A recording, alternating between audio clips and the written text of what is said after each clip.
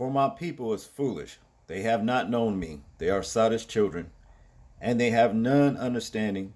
They are wise to do evil, but to do good they have no knowledge.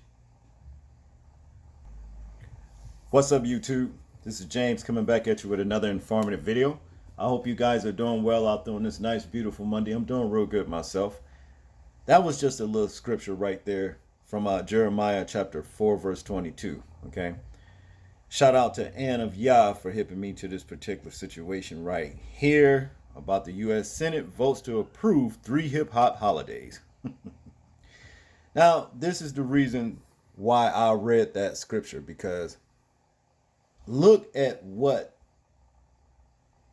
the Senate is passing, down to us as a people, as though we really care about hip hop holidays. At least I don't.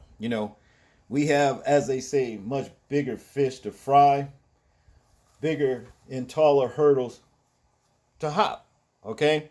And hip hop is not one of them. But they do these things right here to pacify us and to distract us. And with many of the gatekeepers that are in control, that's actually set themselves up to represent the black race, are falling for it. You see what I'm saying? Because what I care about hip hop ain't what I care about spit on the ground. I just don't. As a matter of fact, over the past 30 some years, hip hop has done a lot of damage to the community. You see, a lot of damage to the community. And as you can see in that scripture right there, well, the Most High says what his people and how he feel about his people are being really sottish means to be stupid. You see, what about reparations? No, they're not going to give you reparations. They rather give you something like hip hop and Juneteenth that has nothing to do with benefiting us as a people. Okay? It don't. You see? And as for this protective class thing, again, no, there will be no protective class. The only way that you can make a protective class for you as a race of people is to stand up for yourself. I just came across a story where a homeless woman was, I guess, sitting on a curb somewhere, a homeless black woman, and minding her business, and she was talking to herself. All right. Matter of fact, let me show you what I mean. This homeless black woman right here, to your right, this happened in Texas, you see, and she said she was sitting on a curb minding her business, talking to herself and everything. She was only 36 years old, and this happened back in July 26th, okay? When this piece of shit to your left, her name is Christine Feces. Isn't that ironic? Very, very close to the word feces. Just as well, though, come out of nowhere. And this black woman was minding her business. They said that, she was talking to herself because she's mentally ill. Okay. She suffered from mental illness. Right. And this piece of shit, Christine Feces, as far as I'm concerned, 34 years old, shot this woman. Just shot her and killed her for nothing. And then lied to the police and said that this black woman was threatening her, was coming at her. You know what I mean? And the police in Texas, after, they arrested her or what have you, gave her a bail, wasn't for much, you know what I mean, and sent her home. But they went back to get her when they found out that she lied about murdering this woman in cold blood the way she did. Okay? This is my point about protective class of people. Okay, just like that situation that happened with the fat white dude that was terrorizing black folks, in this community. Okay, let me show you him. This is Edward C. Matthews right here from Mount Laurel, New Jersey. Okay, and he had basically was in a neighborhood there, and he was basically picking on a lot of black folks there until one day he picked on one black man, you understand, and got a big response, okay? A lot of people showed up. to this man's house right here. Okay, this little fat little funny chrome dome looking ass. I don't know what. You know what I'm saying?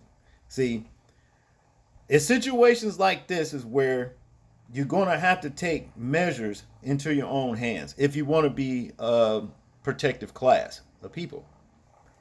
I mean, you actually had hundreds of black folks come out of nowhere to that man's home and everything.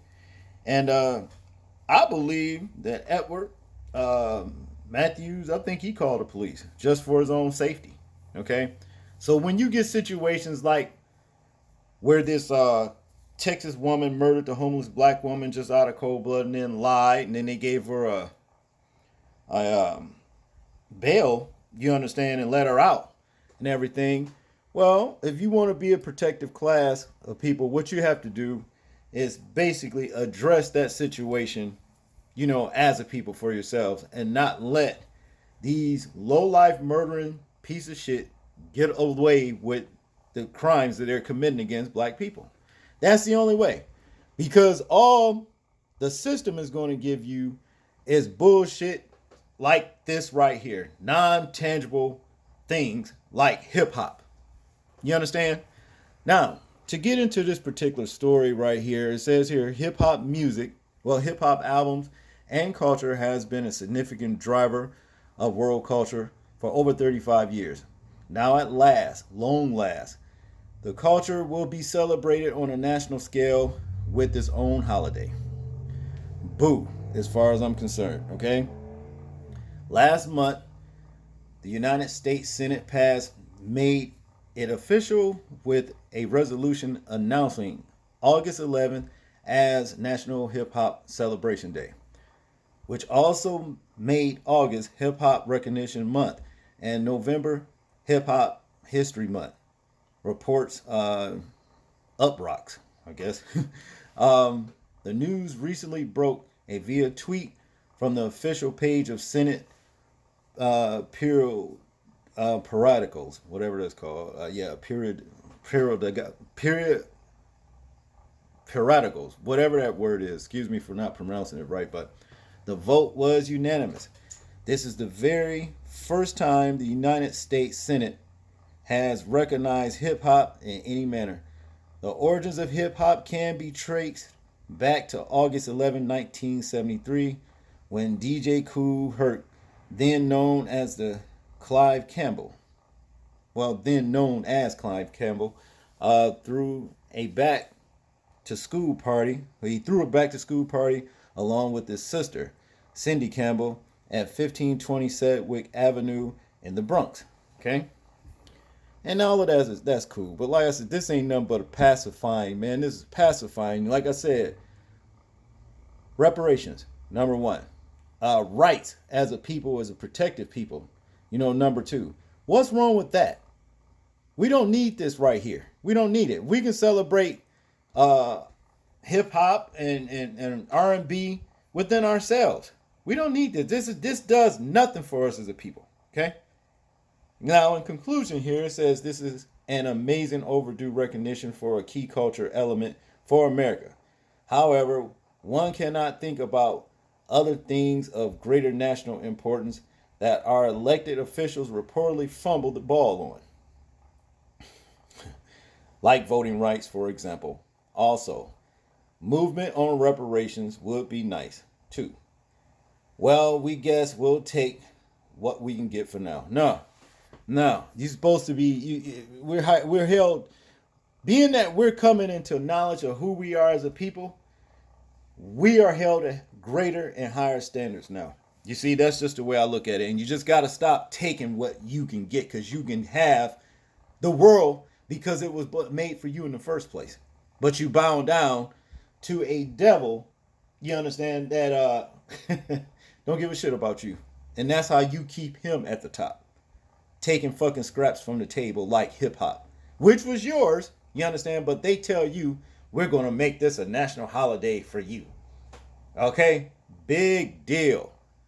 Bigger fish to fry, bigger hurdles to jump is what I say. I'm not down with this shit at all. Okay? Y'all tell me what y'all think about this particular story right here. I'm interested in hearing your thoughts, views, and opinions on it. Like, comment, share, and subscribe. People, please remember to live your life as though we are being watched. Simply because we are. This is James, and I'm out. Peace.